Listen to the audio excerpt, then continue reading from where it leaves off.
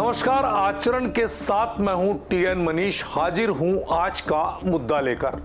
आज के मुद्दे में हम बात करेंगे उस ग्रंथ की जिसे लेकर भारत में सबसे अधिक विवाद होता है। जी हां, आपने ठीक समझा, वो ग्रंथ है मनुस्मृति। इससे कुछ सुलगते सवाल भी पैदा होते हैं। क्या वाकई मनुस्मृति ने दलितों और महिलाओं के अधिकार छीने? क्या डॉक्टर भीमराव अंबेडकर का विरोध सही था या वे एक गलत अनुवाद का शिकार हो गए? क्या मैक्स मूलर का मनुस्मृति अनुवाद बिल्कुल सटीक था? क्या बाबा साहेब संस्कृत नहीं जानते थे, लिहाजा मूलर के अनुवाद के आधार पर उन्होंने मनुस्मृति को लेकर अपनी गलत धारणा बना ली थी? हम कोशिश करेंगे इन सवालों की पड़ताल आज के मुद्दे में करने की। आइए इतिहास, भ्रांतियां और राजनीति से हम सब मिलकर इस मुद्दे में पर्दा उठाते हैं। देखिए, सोचिए और शेयर कीजिए। सत्य जानने से पहले नफरत फैलाना बंद कीजिए। मनुस्मृति एक ऐसा ग्रंथ जिसे लेकर देश भर में नारे लगते हैं, किताबें जलाई जाती है और आंदोलन होते हैं, लेकिन क्या आपने इसे पढ़ा है या सिर्फ सुना है कि यह ग्रंथ भेदभाव करता है?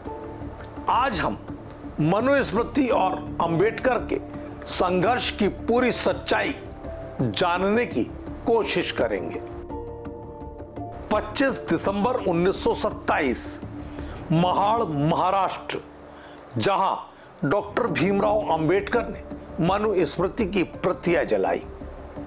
उन्होंने इसे जातिवाद और दलितों के दमन का प्रतीक बताया, लेकिन क्या उन्होंने जो पढ़ा वो वास्तविक मनुस्मृति थी? दरअसल उन्होंने जो मनुस्मृति पढ़ी वह थी मैक्स मूलर द्वारा अंग्रेजी में अनुदित। मैक्स मूलर की खुद की योग्यता पर भी सवाल थे। वे संस्कृत विद्वान नहीं थे, बल्कि ब्रिटिश शासन के एजेंडे का हिस्सा थे। उनके एक पत्र में लिखा है, मैं वेदों का ऐसा अनुवाद करूंगा कि हिंदुओं का उन पर से विश्वास उठ जाए। यानी जहर के बीज गोरे शासन में बो दिए गए और जिसे आज तक हम ढो रहे हैं। यह हमारी बुद्धि और विवेक पर सवाल है।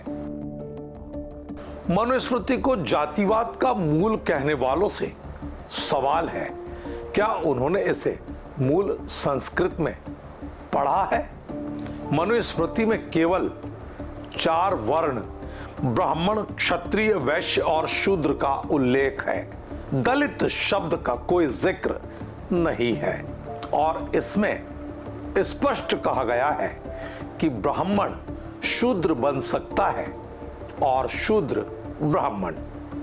श्लोक कहता है, गुण और कर्म से ही व्यक्ति का वर्ण निर्धारित होता है। तो फिर मनुस्मृति में जन्म आधारित जाति व्यवस्था कहां से आई? उत्तर है, मुगल और अंग्रेजों के शासन के दौरान, जब शिक्षा, संपत्ति और अधिकार सिर्फ एक वर्ग के लिए सीमित कर दिए गए। कहा जाता है कि शूद्रों को शिक्षा से वंचित किया गया, परंतु ऐसा कोई प्रमाण नहीं मिलता। वेद, उपनिषद और पुराणों में ऐसे कई उदाहरण हैं जहां शूद्र ब्राह्मण बने। मतंग ऋषि खुद चांडाल थे, लेकिन वे ब्राह्मण बने। विश्वामित्र क्षत्रिय थे, ब्रह्म ऋषि बने। प्रसिद्ध राजा शूद्र बन गए। इसका मतलब है कि समाज में बदलाव का पूरा अधिकार उस काल में भी था, गुण और कर्म के आधार पर। एक और आरोप है कि मनुस्मृति महिलाओं को अधिकार नहीं देती, पर क्या यह पूर्ण सत्य है? मनुस्मृति कहती है, यत्र नार्यस्तु पूज्यन्ते रमन्ते तत्र देवता। जहां नारी की पूजा होती है वहां देवता वास करते हैं। मनुस्मृति में कन्या को भी पिता के समान उत्तराधिकार और शिक्षा का हक दिया गया है। हाँ, कुछ श्लोक जरूर संदिग्ध है जो या तो कालांतर में जोड़े गए या गलत तरीके से मैक्स मूलर ने उसे अनुवादित किया। आज जो जातिगत भेदभाव की बातें होती है उनका मूल कारण ब्रिटिश शासन रहा। 1871 में बना क्रिमिनल ट्राइब्स एक्ट, जिसमें कई समुदायों को अपराधी घोषित किया गया। पंजाब प्रीएम्प्शन एक्ट, जिसने जमींदारों को सिर्फ ऊंची जातियों तक समेट कर रख दिया। भारत में जातिगत जड़ता, अशिक्षा और दलन अंग्रेजों की नीति का बड़ा हिस्सा थे और फिर उसी काल में लिखे गए अनुवादों को आज का सत्य मान लिया गया। डॉक्टर अंबेडकर का सम्मान हमारी आत्मा में है, पर सच यही है उन्होंने जो मनुस्मृति पढ़ी वह किसी विदेशी की दृष्टि से अनुवादित थी। क्या अब समय नहीं आ गया कि हम स्वयं पढ़ें, समझें और निर्णय लें? नफरत फैलाने से बेहतर है ज्ञान प्राप्त करना।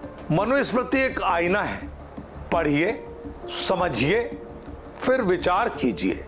सुनी सुनाई बातों पर गलत धारणा बनाने से बचिए, क्योंकि कहा जाता है लम्हों ने खता की थी, सदियों ने सजा पाई है। तो अंग्रेजों की फूट डालो और राज करो की नीति का हिस्सा यह भी रहा कि उन्होंने समाज में जातीय भेदभाव को जन्म देकर अपना उल्लू सीधा किया था। आज हम 2025 में हैं। आधुनिक काल के बीच हमने प्रगति के कई सोपान तय किए हैं। ऐसे में मानव मात्र एक समान को अगर हम बुलंद नहीं करेंगे तो तय मानिए कि शत्रु हमारे भीतर आंतरिक युद्ध के हालात करने का कोई मौका नहीं छोड़ेगा। आज के मुद्दे में इतना ही। नमस्कार। देश दुनिया की सभी खबरें देखने के लिए जुड़े रहिए आचरण न्यूज से। आचरण न्यूज, हर कदम आपके साथ।